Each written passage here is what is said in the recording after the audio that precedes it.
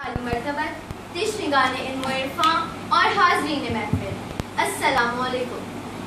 صدر زبکر اس باشعور ایوان میں آج جو قرارداد پیش کی گئی ہے، میں اس کی بھرپور مخالفت کرتی ہوں۔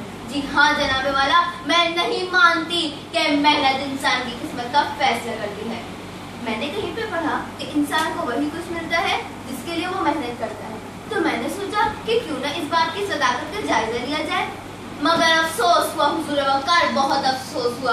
کہیں میں نے دن رات محنت کرتے شخص کے بھوک سے بلکتے معصوم بچوں کی آوازیں سنی، تو کہیں میں نے گزرا کے چمچوں کو سیر ہوتے دیکھا، کہیں میں نے بازار میں بکتے مزدور کے بچے دیکھے، تو کہیں میں نے وڈیرے کی تن پہ لاکھوں کا لباس دیکھا، کہیں میں نے ایک غریب کسان کو ایک ٹریکٹر کے لیے بھی حسرت کی تصویر بنے دیکھا، تو کہیں حکمرانوں کے آگے پیچھے گزرتی 10 مرسیڈیز کو دیکھا۔ میں کیا بتاؤں جناب صدر، میں نے کیا کیا دیکھا۔ کہیں میں نے نوجوانوں کو ہاتھ میں ڈگریاں لیے بے روزگاری کے عوض پارلیمنٹ ہاؤس کے سامنے جھلستے دیکھا، تو کہیں بزرگوں کو پینشن نہ ملنے کی وجہ سے ہلاک ہوتے دیکھا۔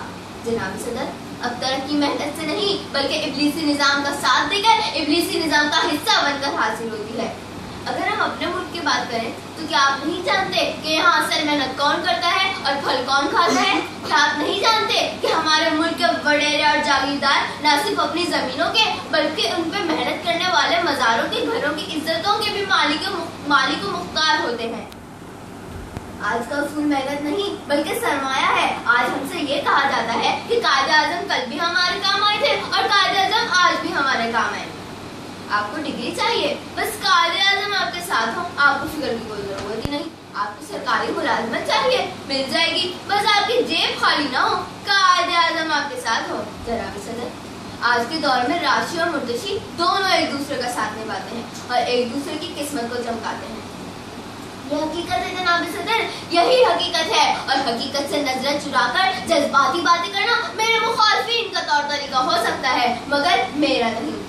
یہ حقائق روز روشن کی طرح ہر باشعور اور سمجھدار شخص پر آیا ہے کہ ایک طرف خوش قسمت اقلیتی عیاشیاں ہیں تو دوسری طرف محنتی عوام کی خودکشیاں، ایک طرف محنت سے ڈگری حاصل کرنے والے بے روزگار نوجوانوں کی تاریخ زندگی ہے تو دوسری طرف ہمارے لیڈروں کے بچوں کے پہلے سے طے شدہ روشن مستقبل۔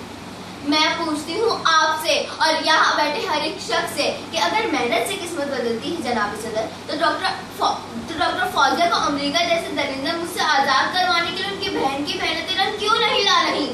کیوں ڈاکٹر فوزیہ